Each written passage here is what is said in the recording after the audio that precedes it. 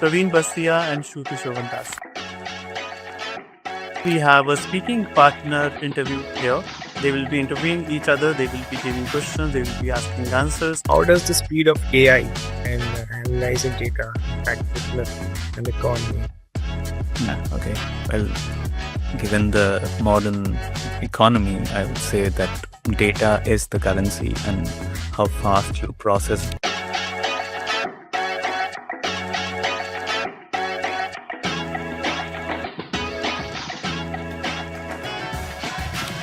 Hello everyone, greetings of the day. This is 𝐏𝐂𝐃𝐈𝐀 Gupta on behalf of PWIs and TOEFL Prep. And today I have two wonderful speakers with me, Praveen Basia and Shruti Shovantas. You must have seen already that they have got 8 and 8.5 bands respectively in their IELTS band scores. And not only they are wonderful speakers, but they have been exceptionally good as far as their language is concerned. So today we have a speaking partner interview here. They will be interviewing each other, they will be giving questions, they will be asking answers. And over to you guys, Praveen and Shruti. Please start with the questions. Thank you, Sid. Thank you for giving this opportunity. Praveen, nice to meet you on this. So, how do you think AI has improved efficiency in various industries? I have been a BTech student and my specialization is in data science. So I've been dealing AI in my projects and all. So particularly I made 2 projects related to the industrial level. One of them is agriculture and another one is financial based. So AI has been useful, highly beneficial for these kind of industries because there are large data sets which can be analyzed and which can be used to enhance the decision making. So one of my project is in agriculture.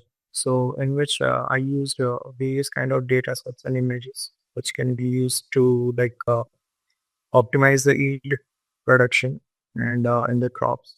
And in financial industry, I used some GNN, graphical neural networks, which increase the what I can say is predict the market trends and accuracy. So it has improved the efficiency a lot, from my experience also. Thank you. I'll just carry on forward with the next question. So, can AI speed in decision making be as reliable as human judgment? Why or why not? What do you feel? I mean, my answer would be dicey for this question because AI speed is highly reliable. When in terms of analyzing the large data, when millions of data is there, it can analyze the data within minutes, and in those kind of data driven scenarios, so it's reliable. But at the end of the day, human's judgment is really crucial because AI doesn't have empathy, creativity, moral reasoning and all. So I would say human's judgment is crucial, and oversighting AI is really required because otherwise AI can be biased. Yeah. So, do you think AI's ability to process information quickly is always beneficial?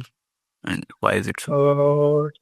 From my personal experience, I would say that once I was dealing with 𝐏𝐑𝐎𝐅/𝐿 only, so relying just on speed cannot be beneficial because there are millions of data.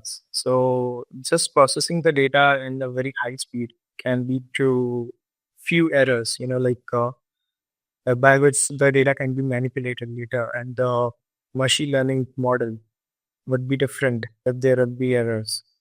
So especially in the healthcare basis, if there is a minute error also, it can lead to huge losses. And especially also in finance, if there is a minute error, you can lead to huge losses in finance also. So just solely relying on the speed cannot be efficient. It would be better there should be a balance between speed and quality. So yeah. Thank you. So, what are some examples of tasks where AI speed and efficiency can outperform humans? What do you feel? Yeah, I mean, one thing would be analyzing the data. As I told, there are huge data sets, and AI can really outperform humans in that thing, and as well as image recognition thing, where AI can also outperform humans. So, as I told, that I had a project on agriculture. So, AI models can detect diseases, like analyzing a lot of images within seconds. So, in those kind of fields, AI speed can actually outperform humans. Thank you.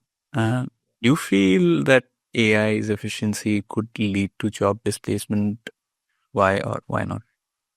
Yeah, I mean, I don't think so. AI could particularly replace jobs, but from my perspective, I see that AI should be used as a leverage tool. I mean, it would enhance, what I can say, like people, like the employees' skills to a different level. Like using it as a leverage can be a thing, but I don't think so. AI would particularly replace human beings as workers or anything.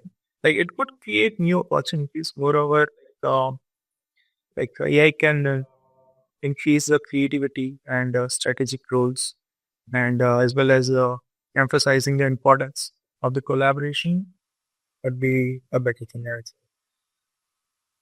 Thank you. I guess you can ask me. Rest of my questions are likewise. Yeah, for sure.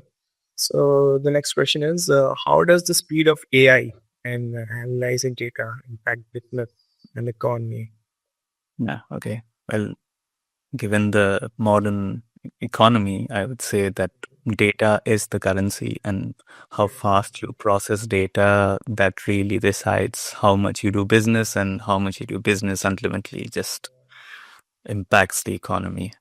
So in that case, I think the better is the speed, the better is the throughput, the better you can just deliver and just do more operations and get better return on investment in terms of when you do the AI. So yeah, I guess it's very case specific, but certainly wherever you apply, the faster you can do stuff, the faster you're going to get the results, and faster it's just even for you to maintain your business, sustain it, and even maintain your work-life balance of employees who are just working. Thank you.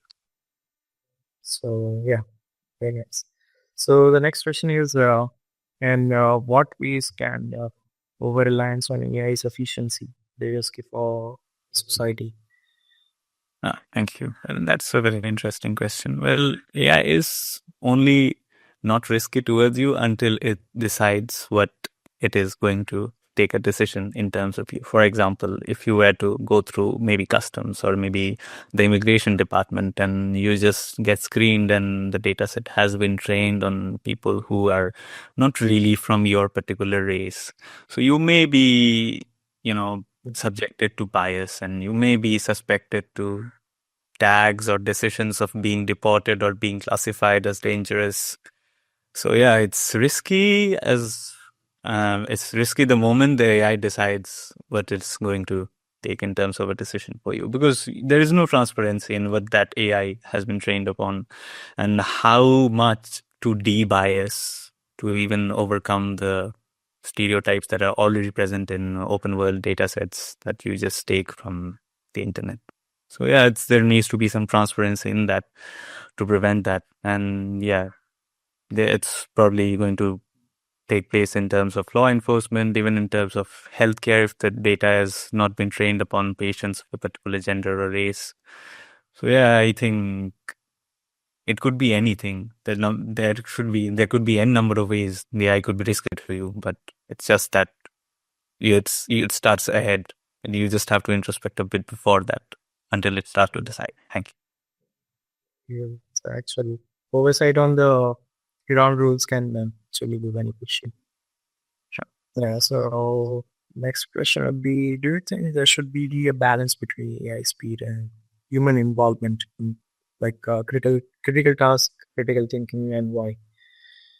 Yeah, sure.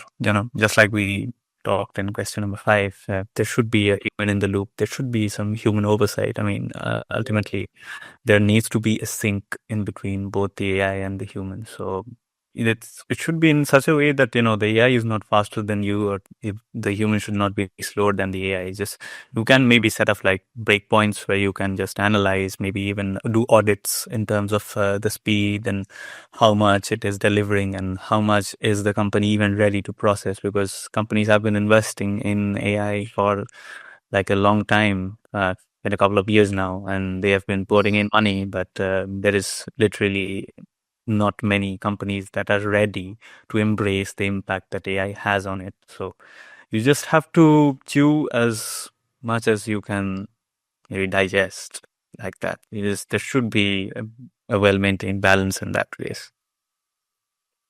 So yeah, there should be a balance. But again, it depends on circumstances. Thank you. So the next question is, how do you think that AI could be made more efficient in areas like healthcare and particularly like in education? Well, AI should not really replace teachers or doctors or other health professionals in these two domains, but surely it could be used as a as a tool to complement your skills. If you are a teacher, or maybe even if you are a healthcare professional. For example, if I were to talk about in terms of healthcare, then yeah, training data in terms of maybe cancer related data sets, or maybe data sets on diabetes and the patterns of what are the symptoms or circumstances before you, like pre-diabetic or something like that. How much is one person vulnerable to diabetes given their particular lifestyle? You can train upon those parameters, and depends on the size of the model as well and your computing capacity. In terms of education, if I were to talk about, you do get a lot of content delivered on the learning management portal. So if we can train those, if we can assign a completely dedicated AI chatbot that would analyze on a student's performance, analyze on a student's the time one student is really dedicated to solving maybe a challenge, maybe a quiz like that. It could just analyze it more and maybe identify the areas where one should improve upon, or maybe one where he or she is already good and he should just revise more upon the parts they are weaker upon, they are weaker in before the exams. So like that, it's again case dependent, but again, it's going to take time. Thank you. Great answer, to be honest. Okay, so the last question would be like, what kind of ethical concerns arise on the rapid and efficient nature of systems? Yeah, sure. I mean, there has been a digital divide that has been present in the world for a really, really long time. I mean, ever since the .com boom came in, or the internet boom came in, it's just been widened after maybe September of 2022, after ChatGPT got released. So yeah, there's going to be divide. If I were talking about ethics, then yeah, there's going to be a need for a legal authority who is going to have this oversight that, okay, you have to qualify or comply to our standards, and only then you can release a particular model, or maybe use in terms of usage. For example, in the European Union, they do have strict guidelines that you cannot use AI to take decisions on people.